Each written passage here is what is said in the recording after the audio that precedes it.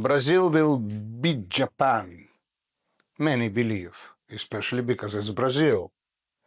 Japan will beat Brazil.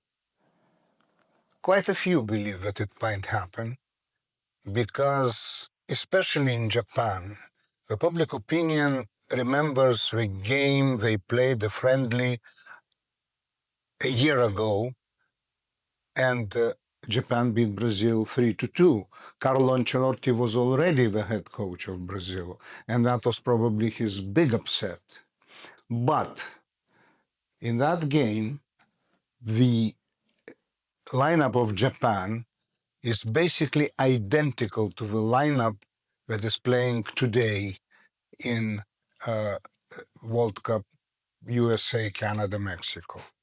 Brazil is changed completely because from that time, Ancelotti lost Rodrygo of Real Madrid, Estêvão of Chelsea, the 19-year-old future star, Wesley, which is very important, the right back of Roma, and Raphinha 2 games ago. So if we take Wesley and Raphinha, he lost his right flank. And that's a big loss. Never has Brazil before played with static back defenders on the flanks. Remember, 1958, 1962, Jalma Santos, Roberto Carlos, Cafu, they always, when they won, they always had very strong attacking back defenders on the flanks. Now they don't. Ancelotti has to adapt, but he's one of the greatest tacticians in the world. I started from technical analysis. We'll come to the shapes of a team, what kind of a physical shape they're in, and what is Houston going to be like towards the end. But now let's look at the technical-tactical. The Brazil beat Scotland 3-0 in a decisive game because Brazil wanted to be first in a group, not to get criticized at home. And for that, they had to score quite a bit, and they did, 3-0. And they had to look at Morocco, that at the same time was playing Haiti, and everybody expected Morocco to win with a large margin. It did not happen. So Brazil is first. But Brazil played a perfect game against Scotland because Steve Clarke, the chief manager of Scotland, understood that you cannot play Brazil with 2 forwards. So he played McTominay as a link between the midfield and attack. And McTominay, I must remind everyone, when Napoli became champions a season ago, McTominay scored 12 goals. He has never anywhere scored as much as he did in Napoli because Antonio Conte used him the right way. He gave him freedom between the lines, between midfield and attack. First half, Steve Clarke didn't give McTominay that freedom. He gave him a bit freedom, but on the left side. In the second half, as we were losing already, he gave him total freedom. And all the chances that Scotland created were by McTominay. Now, Brazil is tactically quite elastic. It pays a lot of attention to defense. It's not the Brazil that will score as much as you maybe want and you'll score as much as you can. No, it's Brazil that is very pragmatic. This is Carlo Ancelotti, probably today one of the greatest tacticians in the world. Brazil is going to be very careful because Japan is a very chameleonic team.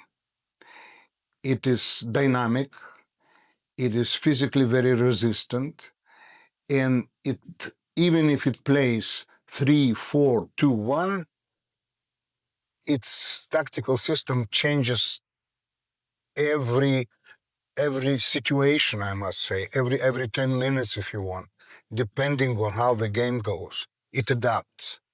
They played a great game against Netherlands, the first one, where we tied, we were losing 2-1. They were losing twice. They came back once, and they came back a second time, a minute before the end. It's a team you have to really play because it plays football. Japan is very close to top teams. It's not yet a top team, but it's close to it. Is Brazil top? No, Brazil is not top. If Ancelotti had everybody, maybe we could consider it to be close to France and Argentina, but not yet. Not yet. Brazil doesn't have that player that really makes a big difference. Vinícius is a great attacker, but he is not Pelé. He's not even Rivaldo, although he plays in a different role. Brazil is organized in a sense. Every general manager or chief coach who understands very, very well its team, he leans, he wants, he desires the team to be one for all for one. That's what Japan already has, and Ancelotti is only building. Plus, Ancelotti has a good midfield, but Casemiro is 34 years old, and if Japan goes into very sort of aggressive pressing in the midfield, he may suffer. The first two games that Brazil played in this tournament, what's surprising was that they lost very many balls in the midfield. They had a lot of wrong, mistaken passes, even short, in the midfield. And losing balls in the midfield is very dangerous today, especially with a team like Japan. But Brazil has a strong point. Marquinhos and Gabriel are probably the strongest tandem of central defenders in the world. PSG and Arsenal, well, they just played against each other in the final of the Champions League. And they have a top goalkeeper. Maybe he's not as constant as Courtois of Belgium, but he's a top goalkeeper. I mean, he really is, and team depends on him. You feel that the defense is playing quite sort of very relaxed when he's in the goal. So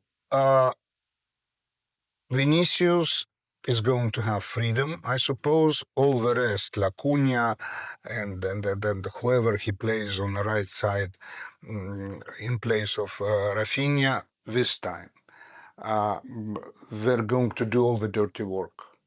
They'll have to cover a lot in the midfield. They'll have to cover even in the defense. I don't feel that the two flank defenders are going to go too much up front, though. The public opinion in Japan is basically, we didn't come here to watch Brazil. We came to play them. And the public opinion in Brazil is very moderate. They're not underestimating Japan. We're saying that Japan is a team which is going to be very difficult to beat because they're a running team, and basically, but when we say running team, it's a quick thinking running team. It's not just a running team. Everybody can run, but not everybody can score. So that is the technical, tactical side of it. Now, let's see. Brazil's headquarters are in New Jersey. So they played the last game in Miami. They flew back to New Jersey. They did a day's rest, and they started training. Japan played 24 hours later. Their base is in Nashville, Tennessee, It's a soccer training center. It's closer to Houston, so they also came back from their last game, to their base, and they flew into Houston on the 28th, whereas Brazil flew into Houston a day before, on the 27th. They're training on the same ground, which is they share it. It's called the Shell Energy Stadium in Houston. So basically, it's not an air-conditioned place, and Houston is hot. The day of the game, we expect the heat index. Heat index is the ratio between temperature, how the body feels, temperature and humidity, very high, but around the 40 degrees centigrade. Heat index, I say. But the stadium is completely air conditioned. FIFA imposed the closure of the roof. So at the stadium, it's expected to be 21 degrees Celsius. So it's okay. I mean, it's okay.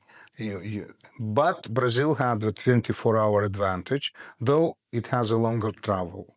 Conditions are going to be perfect. The pitch is very good. It's humid. To play on a dry pitch is very difficult for football players. But Houston Stadium, the grass is humid, so the conditions are going to be equal for all, and in physical form they are more or less the same. Even if Brazil had more rest. I want to say, let the best win. I'm upset that they're playing in a round of 32. It's too early, of course. Who's going to win? Knowing Ancelotti quite well and having followed him for years, from his player years to his coaching years, he was a coach on a field when he played, and now he is a coach on a bench. I think that is the strongest member of the Brazil squad, and I think he may win. That's my opinion.